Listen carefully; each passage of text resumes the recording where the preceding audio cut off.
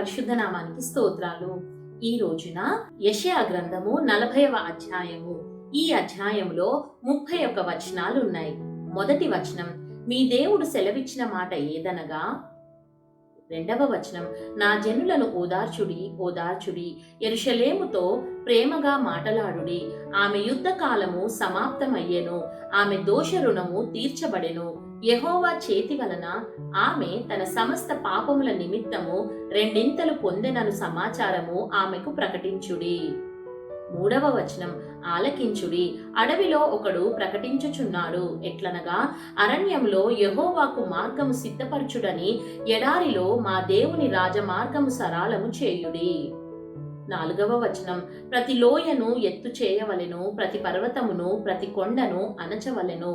వంకరవి చక్కగాను కరుకైనవి సమముగాను ఉండవలెను. ఐదవ వచనం, యెహోవా మహిమ బయలుపరచబడును, ఒకడునూ తప్పకుండా సర్వ శరీరులు దాని చూచెదరు. ఈలాగున జరుగునని యెహోవా సెలవిచ్చియున్నాడు. ఆరవ వచనం, ఆలకించుడి, ప్రకటించుమని ఒకడు ఆజ్ఞ ఇచ్చుచున్నాడు. నేనేమి ప్రకటింతునని మరి ఒకడు అడుగుచున్నాడు. సర్వ శరీరులు గడ్డి అయి ఉన్నారు, వారి అన్నమంతయు అడవి పువ్వు వలె ఉన్నది. ఏడవ వచనం, యెహోవా తన శ్వాసము దాని మీద ఊదగా గడ్డి ఎండును, పువ్వు వాడును. నిశ్చయముగా జనులు గడ్డి వంటి వారే. ఎనిమిదవ వచనం, గడ్డి ఎండిపోవును, దాని పువ్వు వాడిపోవును, మన దేవుని వాక్యము నిత్యము నిలుచును. తొమ్మిదవ వచనం, సియోను సువార్త ప్రకటించుచున్నదానా, ఉన్నత పర్వతము ఎక్కుము. యెరూషలేమా, సువార్త ప్రకటించుచున్నదానా, బలముగా ప్రకటించుము, భయపడక ప్రకటింపుమి. ఇదిగో మీ దేవుడు అని యూదా పట్టణములకు ప్రకటించుము.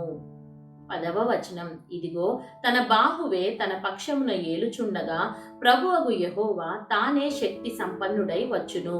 ఆయన ఇచ్చు బహుమానము ఆయన యొద్దనున్నది, ఆయన చేయు ప్రతీకారము ఆయనకు ముందుగా నడుచుచున్నది. 11వ వచనం, గొర్రెల కాపరి వలె ఆయన తన మందను మేపును, తన బాహువుతో గొర్రె పిల్లలను కూర్చి రొమ్మున ఆనించుకొని మోయును. పాలిచ్చు వాటిని ఆయన మెల్లగా నడిపించును. 12వ వచనం, తన కుడిసిటిలో జలములు కొలిచిన వాడెవడు, జేనతో ఆకాశముల కొల చూచిన వాడెవడు, భూమిలోని మన్ను కొలపాత్రలో ఉంచిన వాడెవడు, త్రాసుతో పర్వతములను తూచిన వాడెవడు, తూలిక చేత కొండలను తూచిన వాడెవడు. 13వ వచనం, యెహోవా ఆత్మకు నేర్పిన వాడెవడు, ఆయనకు మంత్రి అయి ఆయనకు బోధపరిచిన వాడెవడు, ఎవని యొద్ద ఆయన ఆలోచన అడిగెను. 14వ వచనం, ఆయనకు వివేకము కలుగజేసిన వాడెవడు, న్యాయ మార్గమును గూర్చి ఆయనకు నేర్పిన వాడెవడు, ఆయనకు జ్ఞానమును అభ్యసింపజేసిన వాడెవడు, ఆయనకు బుద్ధి మార్గము బోధించిన వాడెవడు.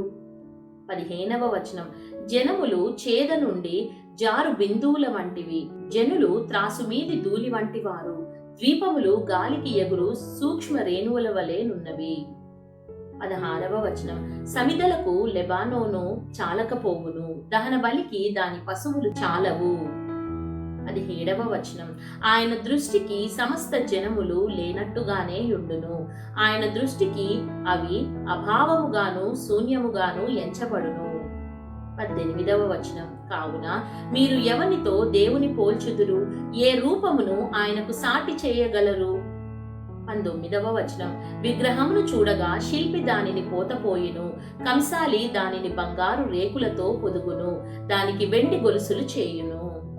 20వ వచనం, విలువగల దానిని అర్పింపజాలని నీరసుడు పుచ్చని మ్రాను ఏర్పరచుకొనును, కదలని విగ్రహమును స్థాపించుటకు నేర్పుగల పనివాని వెదకి పిలుచుకొనును.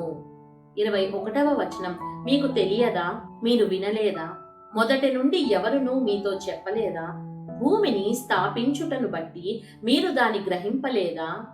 22వ వచనం, ఆయన భూమండలము మీద ఆసీనుడై ఉన్నాడు, దాని నివాసులు మిడత వలె కనబడుచున్నారు. ఒకడు తెరను విప్పినట్లు ఆయన ఆకాశ వైశాల్యమును వ్యాపింపజేసెను, ఒకడు గుడారము వేసినట్లు ఆయన దానిని నివాస స్థలముగా ఏర్పరచెను. 23వ వచనం, రాజులను ఆయన లేకుండా చేయును, భూమి యొక్క న్యాయాధిపతులను మాయా స్వరూపులుగా చేయును.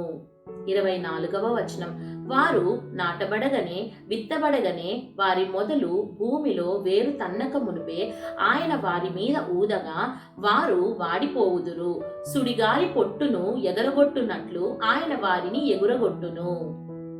25వ వచనం, నీవు ఇతనితో సమానుడవని మీరు నన్నెవనికి సాటి చేయుదురు అని పరిశుద్ధుడు అడుగుచున్నాడు. 26వ వచనం, మీ కన్నులు పైకెత్తి చూడుడి, వీటిని ఎవడు సృజించెను, వీటి లెక్క చొప్పున వీటి సమూహములను బయలుదేరజేసి వీటన్నిటికి పేరులు పెట్టి పిలుచువాడే గదా.